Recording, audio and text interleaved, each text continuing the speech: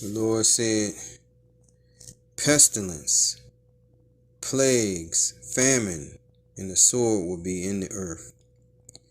And that's what we're seeing, okay? And this is just I'm blowing the trumpet to warn our people, okay? Israel, all right? A person in Texas caught bird flu after exposure to cows that were thought to be ill. So now even people and cows are catching the avian bird flu, okay? And what you have to understand is that if you look back, they took the bats and they made it so it would infect humans. So now we got a bird pestilence that's affecting humans and affecting cows. Okay, so we indeed are at the end of the world. Okay, and this is a sign that of Yahweh Shai's returning. So we got other prophecies that have to be fulfilled. We got World War III. Of course, we got before that, we got the MOTB, which you should know what that is. So I just read a few scriptures here and close out. All right. We'll start at Ezekiel 14 and verse 13. Son of man, when the land sinneth against me by trespassing grievously, then will I stretch out my hand upon it, and will break the staff of the bread thereof, and will send famine upon it, and will cut off man and beast from it. So that's how the Lord has always judged Israel, okay? All right? By famine, pestilence, and the sword of war. That's how the Lord has judged Israel, okay? In the past, and this is what's happening right now. All right, he's using Esau, Edom, all right, the devil, okay, all right, the physical counterpart of Satan to bring forth these judgments. All right, Second Esdras 15 and verses 5 and 6. Behold, saith the Lord, I will bring plagues upon the world, the sword, famine, death, and destruction. For wickedness has exceedingly polluted the whole earth, and their hurtful works are fulfilled. And we drop down to 10. It says, behold, my people is led as a flock to the slaughter. I will not suffer them now to dwell in the land of Egypt. We know that we're in the house of bondage, okay, under a new Pharaoh, which is Esau, okay. In the ancient world, we were in Mizraim, which is Egypt, the real Egypt over there in the Middle East. We were under the Pharaoh, the Hamitic Pharaoh, okay? Hamitic meaning African, so-called African, all right? So again, we're in bondage again in Egypt.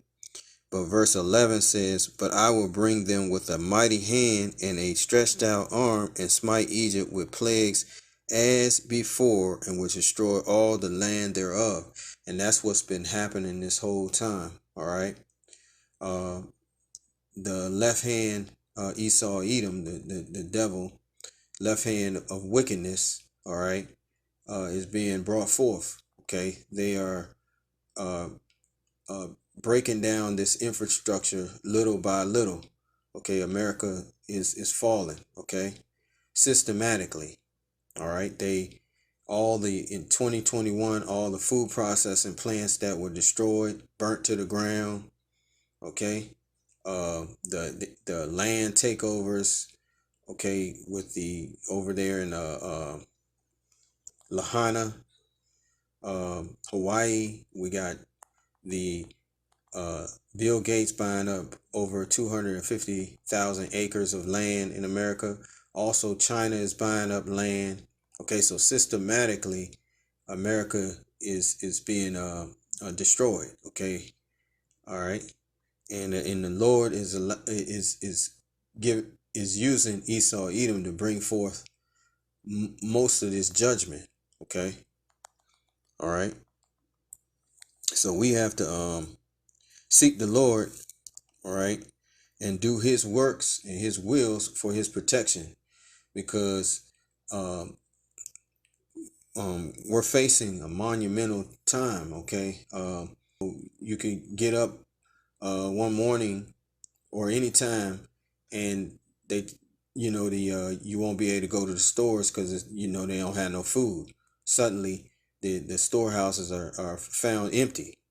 I think it's 6:22. Let's go to second Ezra 6:22. Okay, so we're awaiting great tribulation to come. Okay, so it's only going to get worse, and it's leading to great tribulation. Second Ezra 6:22, and suddenly shall the sown places appear unsown, the full storehouses shall suddenly be found empty. Okay, all right. And then when we go to Matthew 24 and 30 and 21, Matthew 24 and 21, because the great tribulation is what this is going to end up becoming. Okay, Matthew 24 and 21, for then shall be great tribulation, such as was not since the beginning of the world to this time, no, nor ever shall be. And except those days shall be shortened, there should no flesh be saved, but for the elect's sake those days should be shortened. I'm going to read one more. It's one of my favorite scriptures. It's a dark one, but it's speaking on this time. Now I'll close out with this one here. Second Ezra 15 and 14. Woe to the world and them that dwell therein. And this is explaining how bad it's gonna get. Okay, this is how bad the famine is gonna get. All right, it says, for the sword and their destruction draweth nigh, and one people shall stand up and fight against another, and swords in their hands. The modern day sword is the gun. For there shall be sedition among men, and invading one another. They shall not regard their kings nor princes, and the course of their actions shall stand in their power. A man shall desire to go into a city and shall not be able, which shows you there are going to be lockdowns, possible martial law. For because of their pride, the city shall be troubled, the houses shall be destroyed, and men shall be afraid. So there goes the prepping idea. Okay, your house is destroyed. That man shall have no pity upon his neighbor, but shall destroy their houses with the sword, the modern day gun, and spoil their goods. Spoiling means steal, robbery. Okay, and what is the reason? This is the point. Because of the lack of bread and for great tribulation. And that I say shalom.